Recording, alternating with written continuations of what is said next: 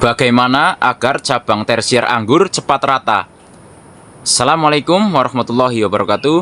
Kembali lagi bersama saya Ferry di channel YouTube Bapak Kefatir Nurseri. Jadi di hadapan saya ini adalah anggur Grand Prix. Jadi Grand Prix ini kurang lebih umurnya dari tanam ya. Ini kurang lebih jalan 4 bulanan. Ya, dimana ini tersiernya sangat cepat sekali pembentukannya dan sekarang juga sudah mulai rata. Apa sih syaratnya agar tersier ini, anggur Grand Prix ini, atau beberapa anggur yang saya punya juga, maksudnya banyak anggur yang saya punya ini bisa tersiernya cepat terbentuk?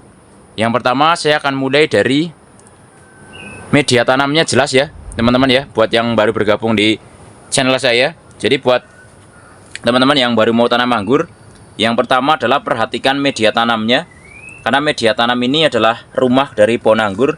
Makanya untuk media tanamnya ini bisa teman-teman persiapkan dengan bagus. Contoh kalau kita tanam di planter bag ya, atau di pot ya, atau mungkin di tanah juga sama aja. Yang pertama harus diperhatikan adalah media tanam. Media tanamnya harus poros. Poros itu maksudnya disiram airnya akan langsung turun, tidak terjadi genangan air ya. Nah kalau saya biasa menggunakan 3 bagian dari sekam bakar, setengah bagian dari tanah, kemudian 1 bagian dari pupuk kandang. Itu aja. Kemudian kapur dolomit dan furadan secukupnya saja. Nah, kemudian setelah ditanam ya, anggur ini kita mau bentuk model apa dulu? Contoh di sini adalah model para-para, maka primernya ini naik ke atas ya. Saya naikkan ke atas. Nah, kemudian nanti setelah cabang primer sampai tinggi yang ditentukan, bebas berapa aja boleh, maka menjadi sekunder setelah belok ya. Ini tidak ada potongan, jadi langsung dibelokkan menjadi cabang sekunder. Dah, ini kuncinya di sini. Kalau memang mau lebih cepat lagi pembentukan cabang tersier, maka pembatasan cabang sekunder ini harus segera dilakukan. Jadi semakin cepat sekunder dibatasi, akan semakin cepat juga tersiernya terbentuk.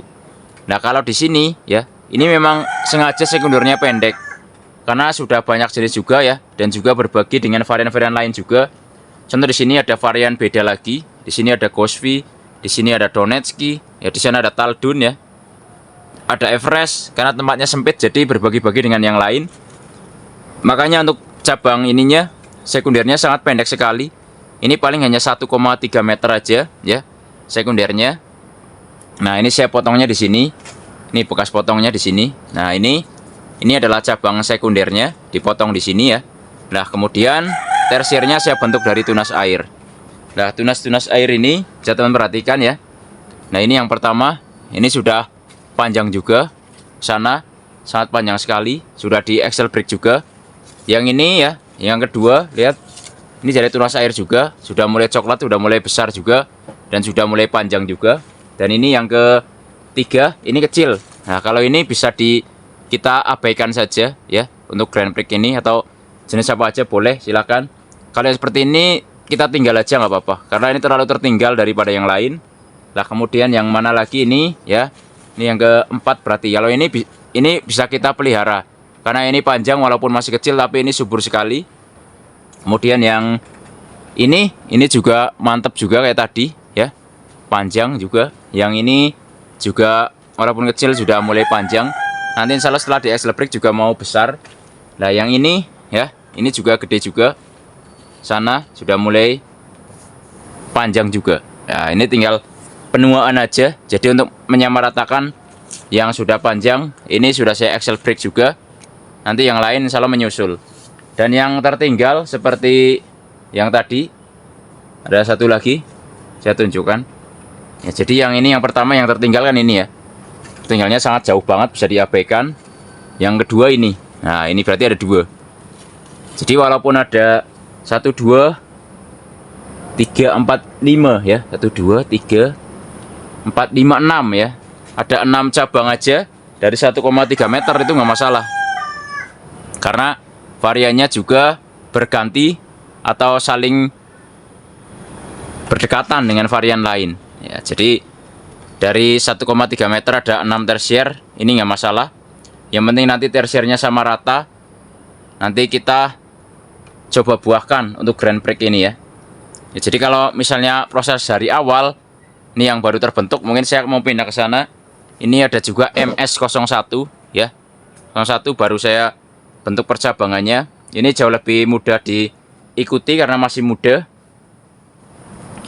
Ini juga sama menggunakan sistem para-para, dimana ini ya, ini primernya naik ke sini ya. Nah kemudian tanpa dipotong ini menjadi cabang sekunder. Ini khusus untuk teman-teman yang pemuda yang baru gabung di channel saya juga ya.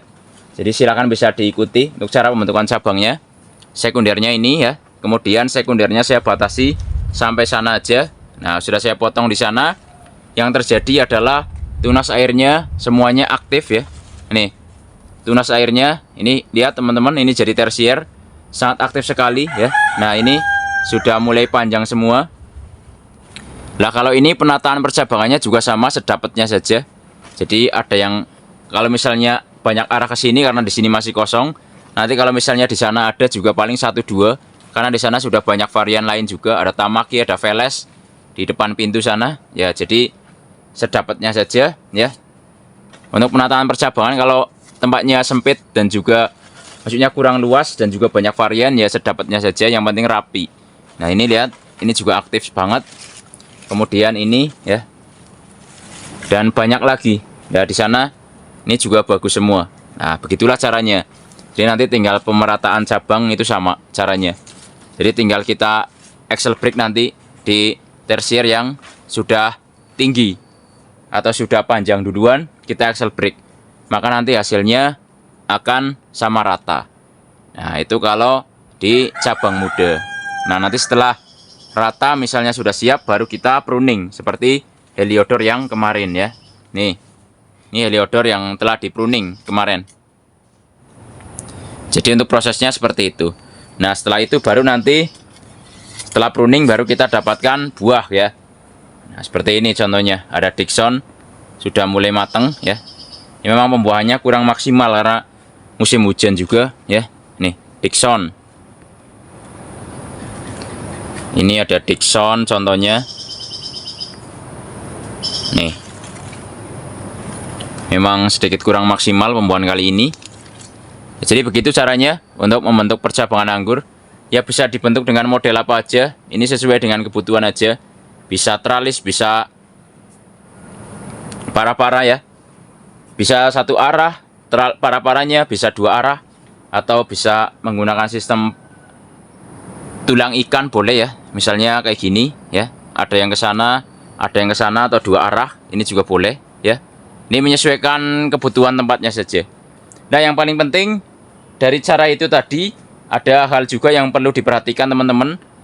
Jadi bukan hanya dipotong sekundernya kemudian nanti tersiernya bisa tumbuh rata, itu juga bukan. Jadi faktor yang pertama tadi adalah media tanam, yang kedua adalah penyiramannya yang rutin juga. Karena kalau telat nyiram biasanya juga cabangnya suka mandek atau setek ya. Kemudian pemupukannya harus rajin. Selanjutnya penyemprotan hama dan juga maksudnya fungisida dan insektisidanya juga harus rapi. Selanjutnya adalah kebutuhan sinar matahari, harus cukup juga. Itu adalah faktor-faktor penting yang akan mendukung bagaimana percabangan anggur cepat terbentuk atau tidak. Nah, karena kalau kita bisa bicara tanam anggur, kalau di tempat yang lebih panas, pasti pertumbuhan percabangannya akan jauh lebih cepat dibanding tempat-tempat kayak tempat saya ya. Di daerah pegunungan, kalau lagi musim hujan begini ya pasti pertumbuhannya tidak secepat pas musim panas. Kecuali daerah-daerah panas lah, itu pasti pertumbuhannya akan jauh lebih cepat. Itu pasti ya. Ya jadi dari faktor-faktor itulah yang akan mendukung bagaimana proses percepatan daripada pembentukan percabangan anggur.